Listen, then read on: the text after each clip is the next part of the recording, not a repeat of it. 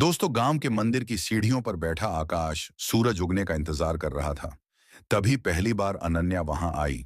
शहर की वो लड़की मंदिर की घंटियों के बीच खोई खोई सी लगी। एक बार नजरें मिलीं और आकाश की दुनिया वहीं रुक गई। उस दिन कुछ नहीं कहा गया, पर आकाश के मन में जैसे कोई बीज बोया गया। अब हर सुबह आकाश मंदिर आता, बस एक झलक के लिए। अनन्या मुस्कुराती और फिर पूजा में मग्न हो जाती। धीरे धीरे दोनों की नजरों ने एक दूसरे की भाषा सीख ली। शब्दों की जरूरत नहीं रही। प्यार अब हर सुबह की धूप में बस गया था। एक दिन बारिश में मंदिर की छत के नीचे दोनों अकेले रह गए। अनन्या ने कहा, तुम आकाश हो ना? और मुस्कुरा दी। आकाश के लिए यह नाम लेना भी जैसे इकरार था। उस दिन पहली बार दोनों ने एक ही छत के नीचे भीगते हुए एक दूसरे को अपनी चुप्पियों से बांध लिया। वहीं से वो पहाड़ी की चोटी पर गए, जहां दूर दूर तक सिर्फ हरियाली और खामोशी थी। अनन्या ने कहा, काश ये पल कभी खत्म ना हो। आकाश ने उसकी आंखों में देखा और बस सिर हिला दिया। दोनों ने बिना कुछ बोले हाथ थामा और वहीं उस चोटी पर अपने दिलों में एक दूसरे को बसा लिया। छुट्टियां खत्म होने लगी। अनन्या को शहर लौटना था। जाते जाते उसने पेड़ की छाल पर लिखा, ए। उसने कहा, इस पेड़ को संभालना, मैं लौटूंगी। आकाश ने उसे जाते हुए देखा और पहली बार दिल का कोई टुकड़ा उसके साथ जाता महसूस किया। वह पेड़ अब आकाश की दुनिया बन गया।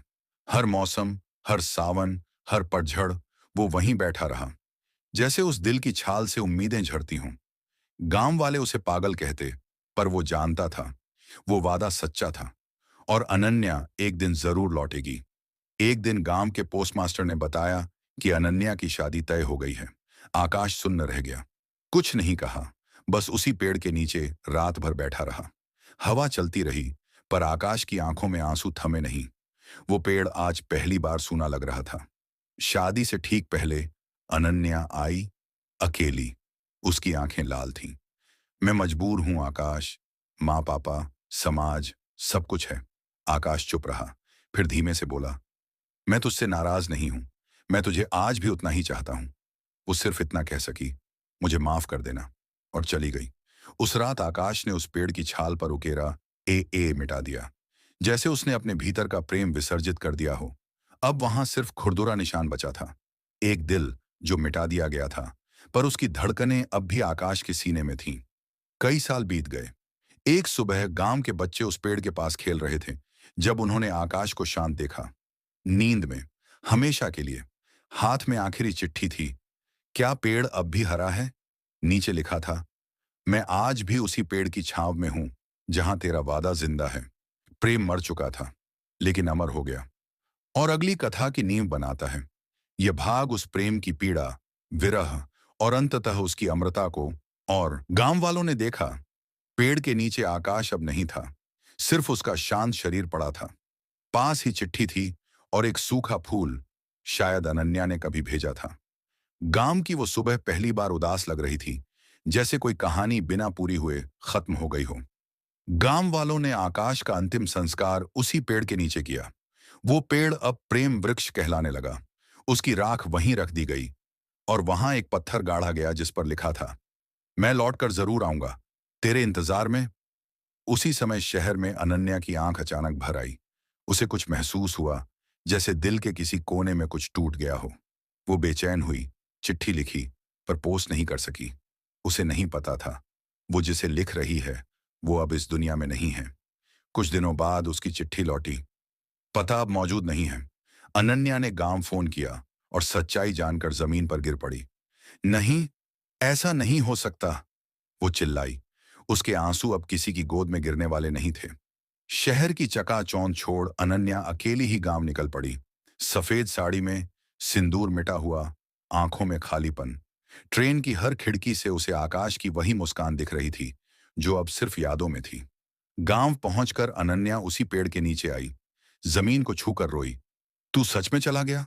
वो बोली, और जैसे हवा ने उसके बालों को सहलाकर कहा, मैं यहीं हूं। वहां बैठकर उसने पहली बार खुद से बात की, और आकाश से। अब अनन्या हर सुबह उस पेड़ के नीचे आती, फूल चढ़ाती और दिन भर वहीं बैठी रहती। लोगों ने उसे पागल समझा, पर वो जानती थी ये उसका मंदिर है और आकाश उसका देवता। अब उसका प्रेम पूजा बन गया था। धीरे धीरे अनन्या ने सब त्याग दिया। श्रृंगार, घर, रिश्ते। अब वो एक सादी महिला थी जो प्रेम को जी रही थी। लोगों ने नाम दिया, प्रेम साध्वी। वो खुद को आकाशवती कहने लगी। उसके लिए अब प्रेम जीवन था, सांस था, ईश्वर था।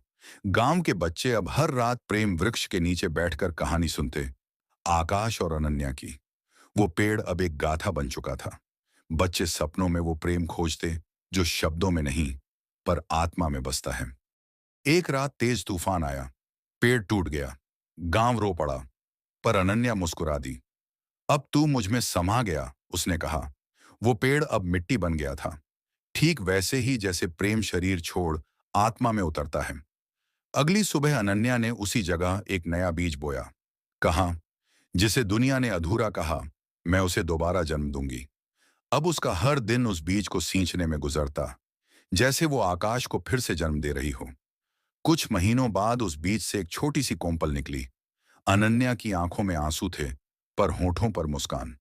तू फिर आ गया, उसने धीमे से कहा। वो अब उस पेड़ को बच्चे की तरह पाल रही थी। समय बीत गया। गांव में एक युवती आई, शहर से, जीवन में प्रेम की तलाश में। अनन्या ने उसे देखा और उसके मन की गहराई पढ़ ली। प्रेम देखना है? उस पेड़ की छांव में बैठ जा, उसने कहा। युवती उस पेड़ के पास बैठी और उसके कानों में जैसे कोई कहानी गूंजने लगी। आकाश की आवाज, अनन्या की चुप्पी और पेड़ की सांसें। वो समझ गई, प्रेम किताबों में नहीं, मिट्टी में लिखा गया है। एक दिन वो युवती आई तो देखा, अनन्या अब नहीं थी। वही पेड़ के नीचे, आंखें बंद, एक शांति थी चेहरे पर, हाथ में वही चिट्ठी। क्या पेड़ अब भी हरा है? और उत्तर में हवा ने धीमे से कहा, हाँ। गांव वालों ने उस स्थान पर छोटा सा मंदिर बना दिया। वहां एक संगमरमर का पेड़ बना और प्रेम दिवस पर मेला लगता, जहां युवा आते हैं और उस प्रेम को महसूस करते हैं जो शब्दों में नहीं, आत्मा में होता है।